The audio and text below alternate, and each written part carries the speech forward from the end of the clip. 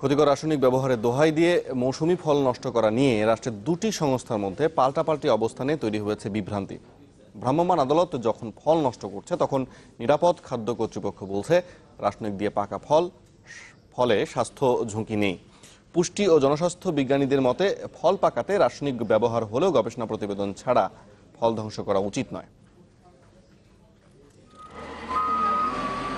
ক্ষতিকর রাসায়নিক দিয়ে পাকানো এমন অভিযোগে ভ্রাম্যমাণ আদালতের নির্দেশে বুলডোজারের চাকায় পিষ্ট করা হয় কৃষকের ঘাম জড়ানো ফল।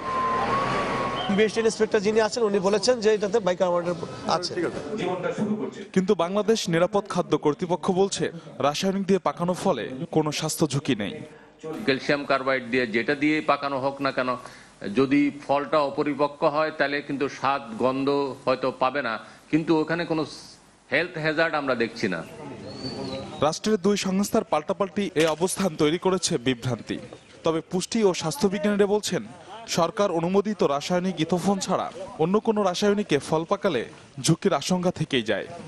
ইথোফোন সারা বিশ্বে একটি স্বাস্থ্য ঝুঁকিবিহীন এবং নিরাপদ ফল পাকানোর পদ্ধতি। ইথোফোন ব্যবহারের উইদিন 24 আওয়ার্সের মধ্যে সেটা কোডেক্সের যে MRL 2 ppm আছে এর অনেক নিচে চলে আসে, কাজেই এতে কোনো স্বাস্থ্য ঝুঁকি নেই। কার্বাইড প্রোফিমাসিড একটা কার্সিনোজেনিক কম্পাউন্ড, তার মানে এটা আপনার ক্যান্সার তৈরি করতে পারে, ক্যান্সার প্রমোশন করতে পারে, ইনিশিয়েশন করতে পারে। ফল পাকাতে যদি অক্সিটোসিন ইউজ করে আর কি, ফলের গায়ে বা ভিতরে যদি এটা আপনার ভিতরে এসে যায় তখন আপনার হরমোনটা ডিসব্যালেন্স হলো আর কি, এবং বডির অনেক ভাইটাল ফাংশন আপনার নষ্ট হয়ে যেতে পারে। তাদের মতে গবেষণা ছাড়া ফল ধ্বংসের মতো সিদ্ধান্তে যাওয়া উচিত নয় ভ্রাম্যমাণ আদালতের।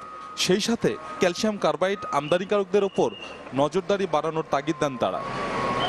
ফয়জুল সিদ্দিকী, চ্যানেল 24, ঢাকা।